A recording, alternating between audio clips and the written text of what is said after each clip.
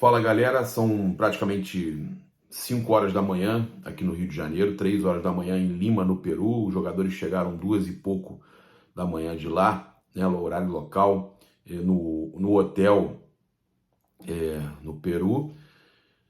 Aqui no Rio de Janeiro eram 4 e pouco. A gente está aqui monitorando, acaba que a gente aqui não dorme, a gente fica nessa função, a gente não dorme. Nem peguei microfone aqui para a gente trazer, a gente está tentando fazer o mais rápido possível. E aí o Marquinhos do canal Tudo pelo Flamengo foi nessa viagem para mandar para a gente as imagens em parceria, e a gente traz aqui agora a chegada do Flamengo, né, sem a Arrascaeta, né, com desfalque do Arrascaeta, o principal jogador.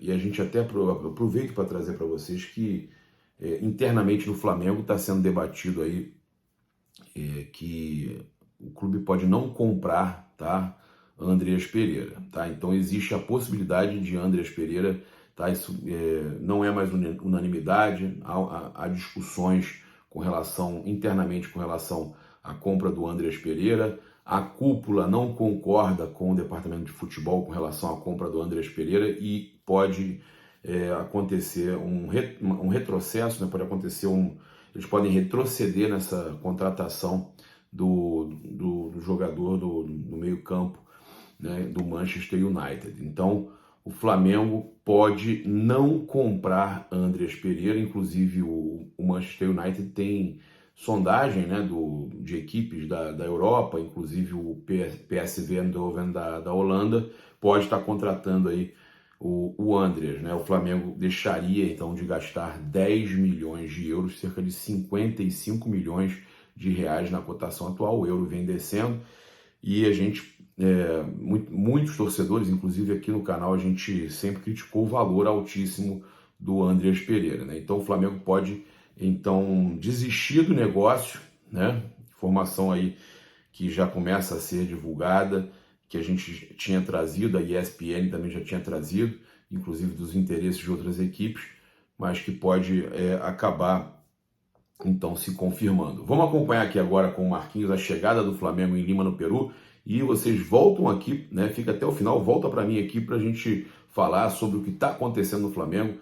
Matéria aqui do Caê Mota, que traz mais bastidores, além daqueles que a gente trouxe, traz mais bastidores sobre o que aconteceu nesses últimos meses aí, e com tudo que está acontecendo dentro do elenco do Flamengo. É isso, nação. O Flamengo acaba de chegar aqui em Lima.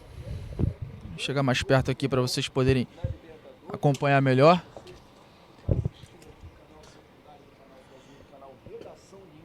Flamengo que demorou bastante para chegar, atrasou o voo. Paulo Grilo descendo primeiro. Paulo Souza também chegando.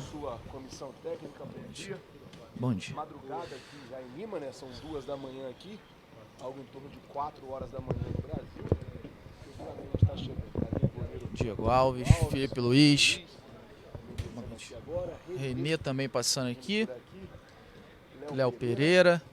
Marinho também, descendo agora o Marinho. William Arão. Rodinei também vem descendo agora. São jogadores do Flamengo chegando aqui em Lima para o jogo. Flamengo que enfrenta o Sport Cristal, terça-feira, 7h30 da noite. Horário aqui local, Fabrício Bruno.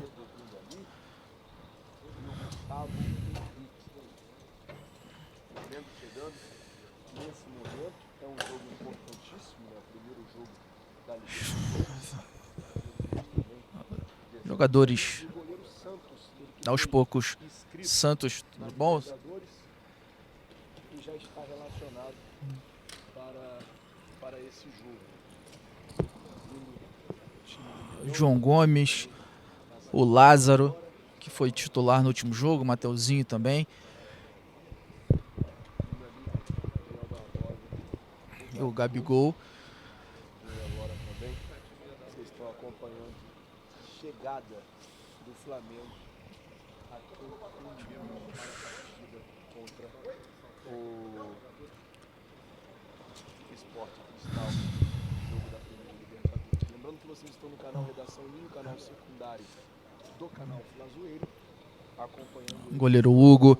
Everton Ribeiro também acabou de passar aqui. sabe ali pelos números de mala, né? Bagagens que ficam ali, a gente acaba sabendo. Fabinho. Esse número automático Doutor Tanuri.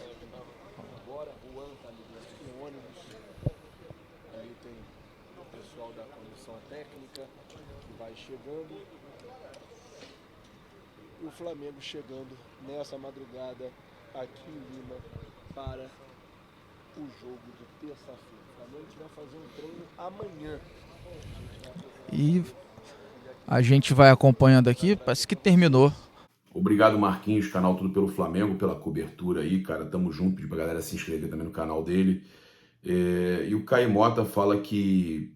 a gente tava falando sobre a questão do Caio Mota, do Globo Esporte, que Braz e Spindel sabem que o sucesso ou fracasso de Paulo Souza cairá em suas contas. Cobrado por torcedores para estar mais presente no clube, o presidente Rodolfo Landim dá autonomia aos responsáveis pelo futebol. Na última sexta esteve no Ninho, mais para apoiar na véspera da final do que para cobrar, né? Apesar de abrir mão da presidência do Conselho de Administração da Petrobras, Landim tem viagem previstas pelas próximas 2 semanas e as decisões ficam com o Braz, né?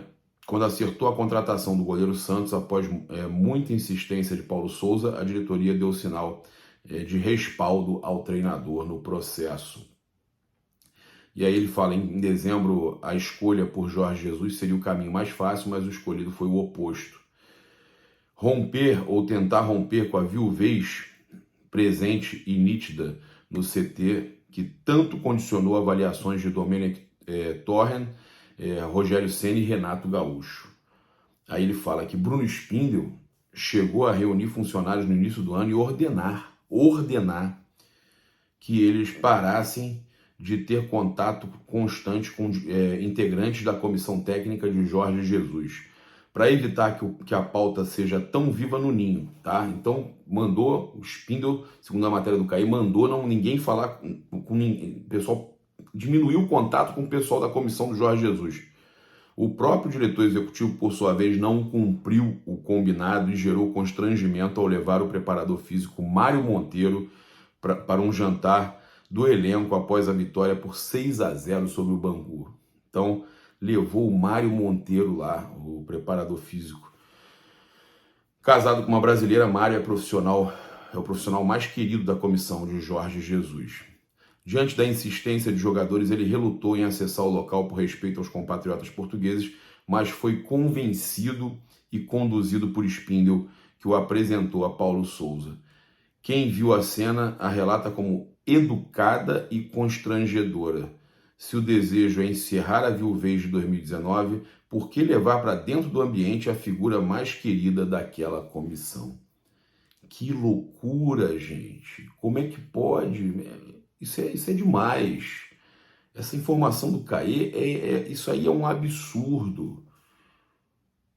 Eu trouxe aqui as informações que o Mário Monteiro estava no Rio de Janeiro e tal, mas como que o Spindel leva o Mário Monteiro para dentro do ambiente do jantar dos jogadores, para conhecer a comissão técnica portuguesa, justamente quem todo mundo fala que pode substituir eles? Cara, é absurdo.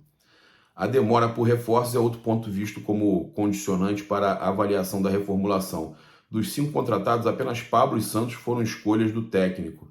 Fabrício e Marinho não foram pedidos e a divergência sobre Ayrton Lucas. Rapaz, que loucura. A viagem para a Europa, que se tornou frustrante pelo processo do Banco Central e o Covid de Braz na volta, retardaram as tomadas de decisão solicitadas pelo treinador. A relação entre diretoria e comissão técnica não é das mais próximas, mas as partes convergem no sentido da reformulação, até por necessidade de assumir a responsabilidade após a escolha por não esperar Jorge Jesus. Eu ainda tentei avisar. E aí também a questão da rigidez nos processos assusta o elenco, né? O segundo Caê, desejo de ruptura com um passado vencedor em 2019, mas que colecionou decepções posteriormente, seja pela forma como tem executado a reformulação. Paulo Sousa encontra resistência em boa parte do elenco. A percepção é de que o processo é conduzido de forma abrupta, sem espaço para diálogos, o que causa insatisfação de quem não joga e de quem tem sido escalado fora de posição. A metodologia de trabalho também encontra resistência e contra-argumentações. Mas que loucura, né? Negócio. Aí olha só, mais do que falta de oportunidade de medalhões, a insatisfação pela forma como foi conduzido o rodízio, que levou a campo 13 escalações diferentes em 14 jogos. Nomes como Hugo, Davi Luiz, João Gomes, Arrascaeta e Gabriel se tornaram praticamente intocáveis, enquanto outros como Thiago Maia, Andreas e Marinho não foram tão frequentes. Tem muita coisa errada, gente. O elenco então questiona a forma objetiva como Paulo Sousa se posiciona nas cobranças, seja no dia a dia, na beira do campo, nos jogos ou nas entrevistas coletivas. Os jogadores se sentem expostos e muitas vezes tratados como se não tivessem capacidade de compreensão e execução dos planos do técnico. Não foram poucos os bate-bocas durante treinos por conta da forma incisiva com que Sousa cobrou determinada ação no caso. Viraram um hábito as rebatidas dos atletas. Falei de uma que aconteceu no vestiário, trouxe essa informação. Quando não concordam ou não gostam da forma como o treinador passa suas orientações. Mesmo Davi Luiz, um dos que mais tem proximidade com o português, contestou com veemência uma crítica no intervalo da partida contra o Bangu. Tá? O Flamengo já vencia por 3-0 quando Paulo Sousa foi firme ao reclamar do movimento da linha defensiva numa jogada em que o adversário criou perigo. Né? O Davi argumentou e tal. Então a gente está trazendo aqui a matéria do Caê, porque ela vem para trazer mais detalhes do que a gente já vinha falando.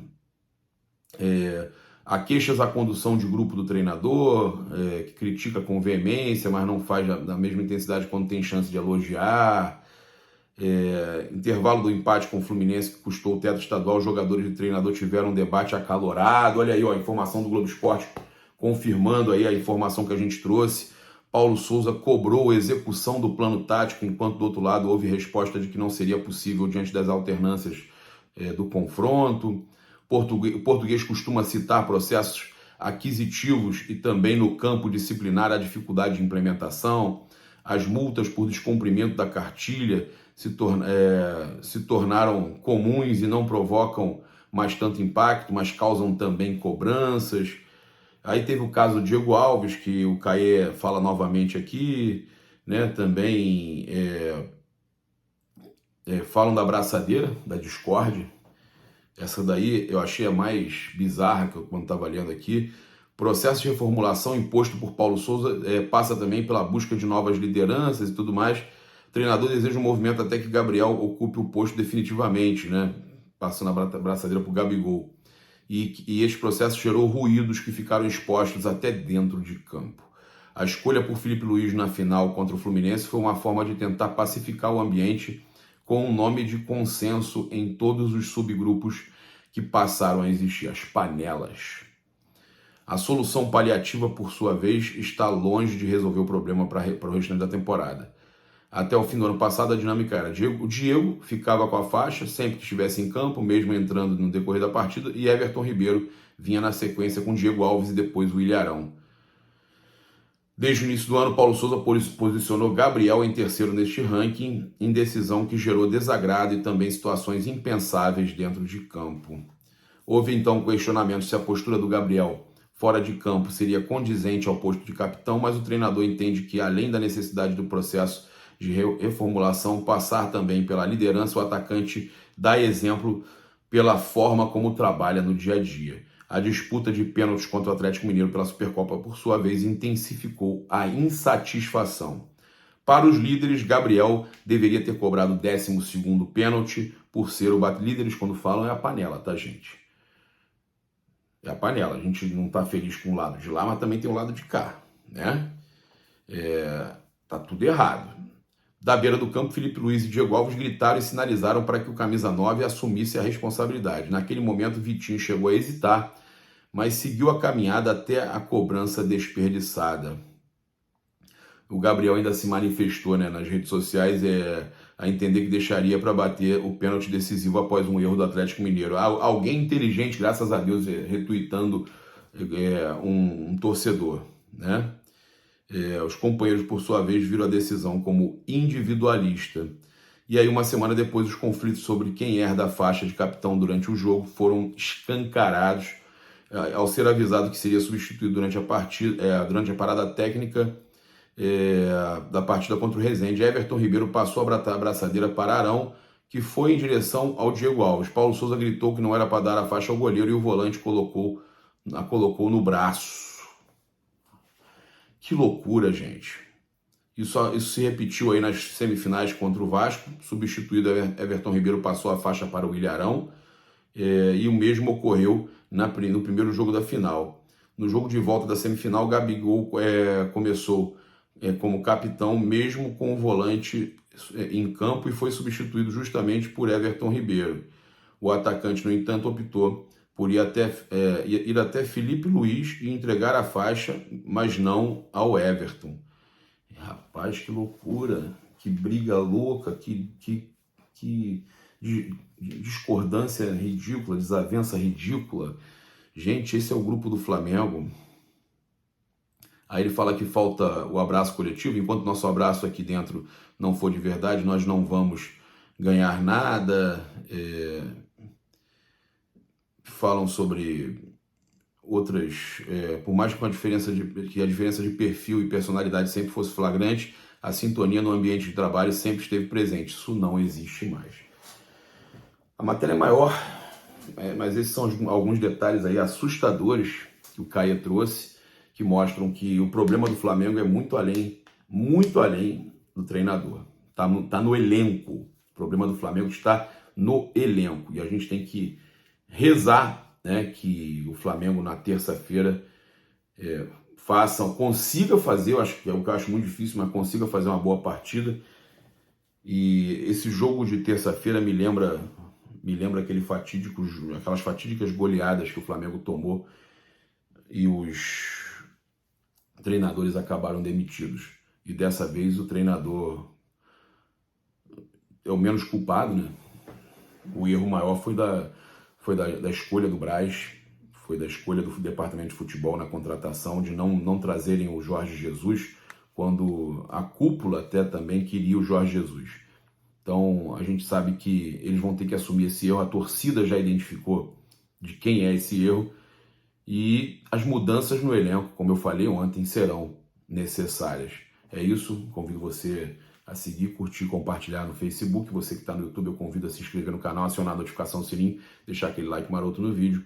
E os nossos patrocinadores estão aí no comentário fixado e também no chat fixado, assim como na descrição do Facebook. Um grande abraço, saudações rubro-negras. Isso aqui é Flamengo. Até mais tarde, valeu.